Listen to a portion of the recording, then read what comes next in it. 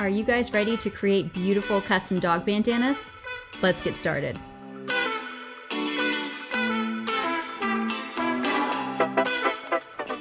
Hi guys, welcome back to my channel, or if you're new here, welcome. I'm Brooke. I make travel, DIY, and lifestyle videos. Today I am back with another DIY tutorial. I'm going to show you how to use your Cricut machine and iron-on vinyl to customize your dog bandanas. If you've ever ordered custom dog bandanas from Etsy, then you probably know they run upwards of $18 to $22 each. However, what if I were to tell you that you can order more affordable dog bandanas from Amazon and just customize them yourself for a fraction of the cost? You guys, it is not too good to be true. We can do this, and it's actually incredibly simple. So let's break it down. I'm going to show you step by step exactly how to do this craft, and you will have beautiful bandanas of your own. Let's get started. So first, we're going to go through all the supplies you're going to need for this project, and then we're going to go through step by step exactly how to make the project. So first, you're going to need a Cricut machine, laptop or computer with access to Cricut Design Space, or if you don't have Cricut Design Space, you can download it for free online. You're going to need a USB port, or if your computer doesn't have a USB port, then you're going to need a USB port adapter.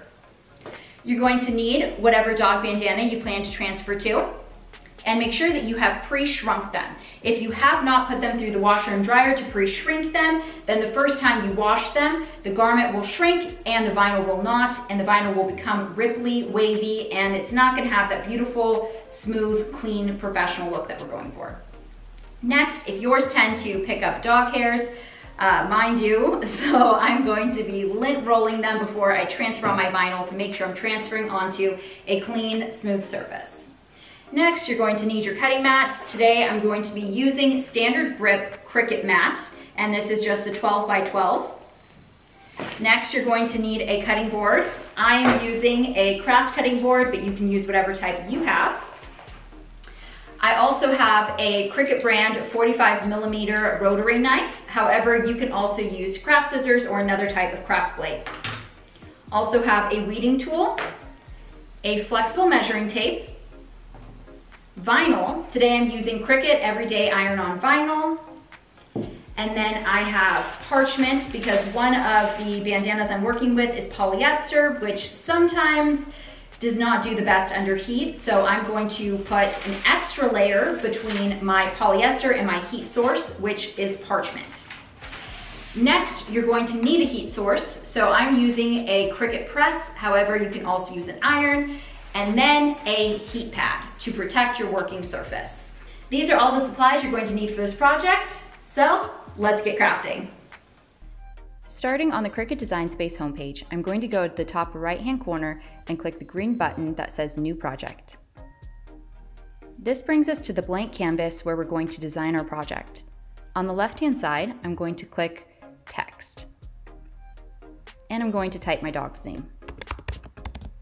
Now we get to play around with fonts. I'm going to show you guys my two favorite fonts to use for dog bandanas.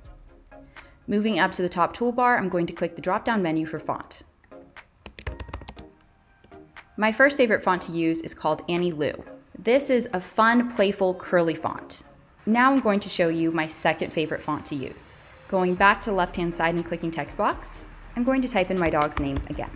Going back up to the top of the toolbar, I'm going to click the drop-down again and type in the name of my next favorite font, which is Apple Symbols. I like to use this font when I'm working with a busier pattern because it's simple.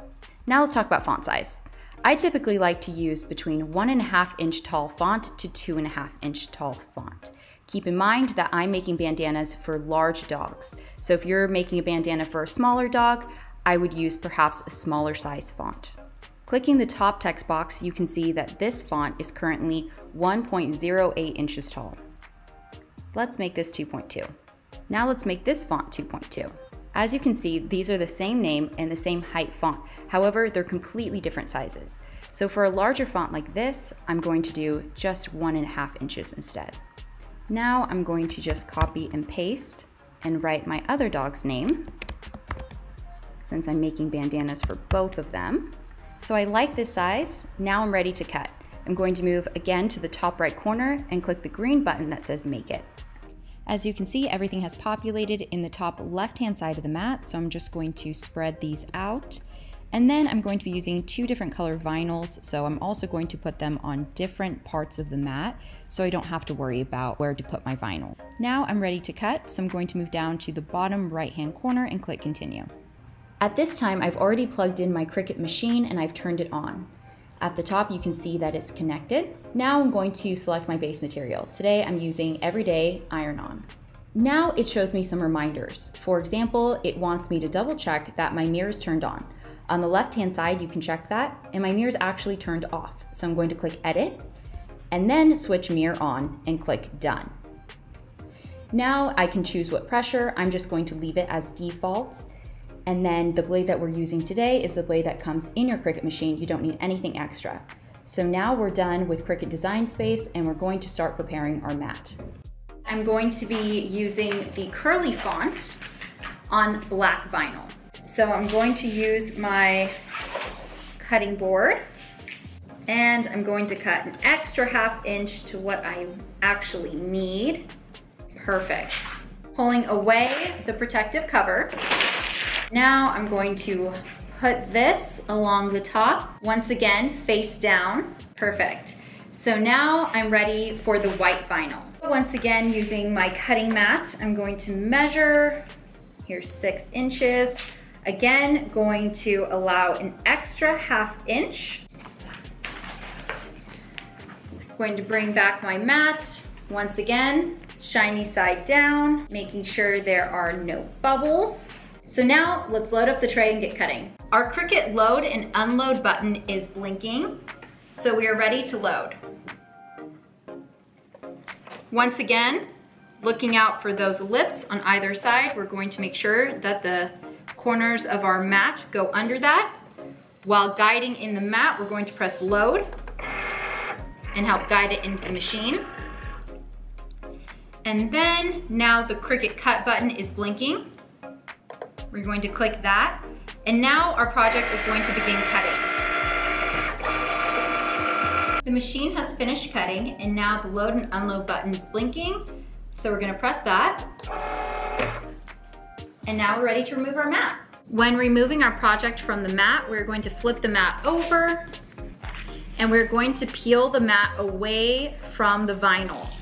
We don't want to peel the vinyl away from the mat because that will damage or wrinkle the vinyl. Once you're done with your mat, you can put back on the protective film and set aside.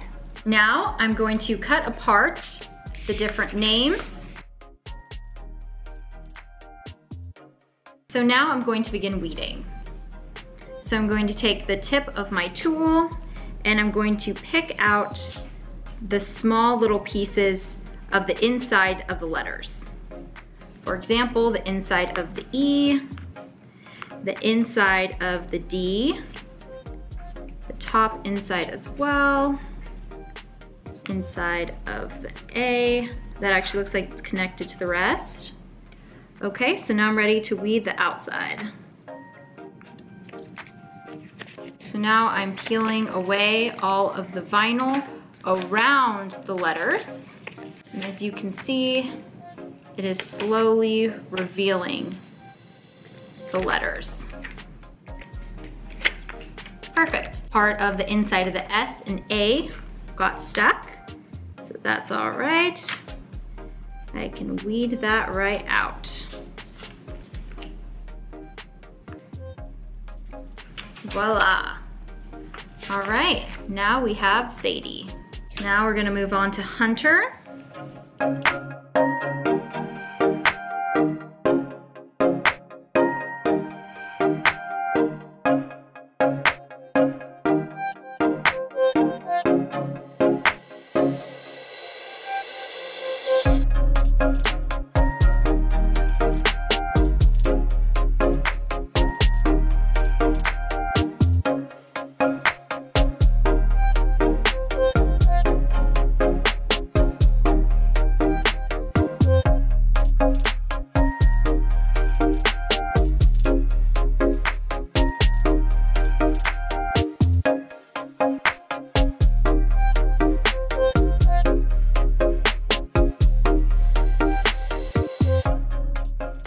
right now I'm warming up the Cricut machine to 315 degrees, and I've placed my bandana on my heat mat. So now I'm just lint rolling to make sure that I have no little fibers or dog hairs where I plan to transfer the vinyl onto. I prefer to put the name from the point going up towards the right. So that's where I'm going to be putting the name today. So I chose to do the white, more simple font on this bandana because the white is going to pop. So I'm just going to line this up. Typically when I'm trying to figure out where to put vinyl, I like to start about 1/2 inch from the edge. So I'm going to start about 1/2 inch from the edge, and I also like to stay about 1/4 inch to 1/2 inch from the bottom. And I'm pretty lucky with Hunter because the line in the middle of the H usually I'll use to kind of guide me and make sure that I'm keeping things straight. If you're not sure if you have it straight, I would definitely recommend using your measuring tape. Now that I'm happy with this, I'm going to move the vinyl to the middle of the heat mat, and my Cricut iron is ready. So now I'm going to place it on top. The timer just beeped. Now we're just going to wait a few seconds while this cools. Usually I wait anywhere between 10 to 15 seconds. Awesome, so now I'm going to peek. And although it does look like the vinyl stuck, it looks like it wants to come up just a little bit. So I'm going to restart the 30-second timer, move it around, probably only going to do about 10-12 seconds. And then let it cool again. The vinyl wasn't completely coming up, but it did seem slightly hesitant to let go of the transfer tape, so I just want to make sure that as I get further down on the letters, that everything is completely adhered to the material. So making sure I keep it consistent with where Hunter is, and that looks straight. Now I'm going to measure, just make sure. Okay, perfect. All right, my letters are equal distance from the edge, and now we are ready to transfer. I'm going to place this on top and click the start button. So I've waited 10 to 15 seconds, and now it's time to start peeling.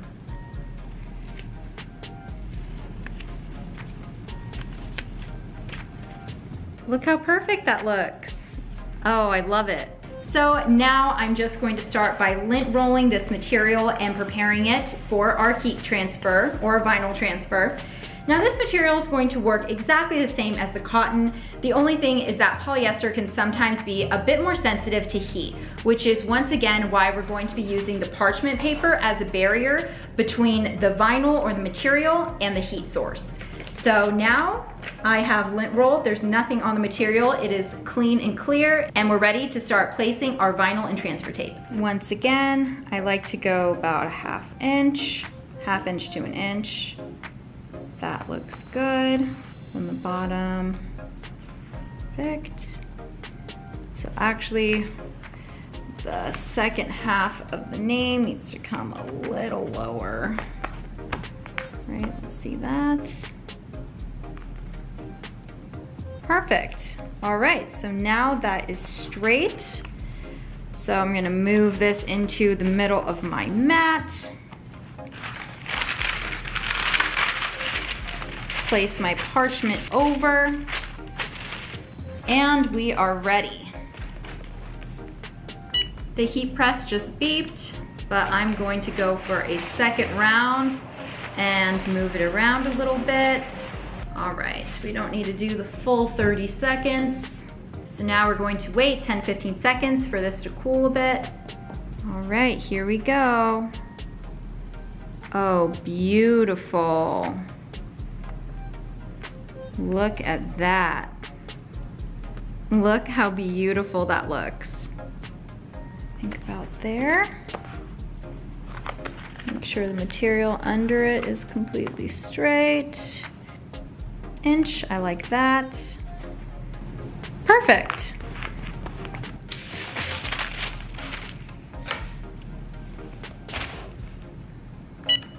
Okay. And a couple more seconds. Okay. Now, just a couple more seconds and we'll get to peel it off. Ah, I'm so excited, you guys. These are all turning out so beautiful so far. Okay, let's peel. Show you guys from this angle.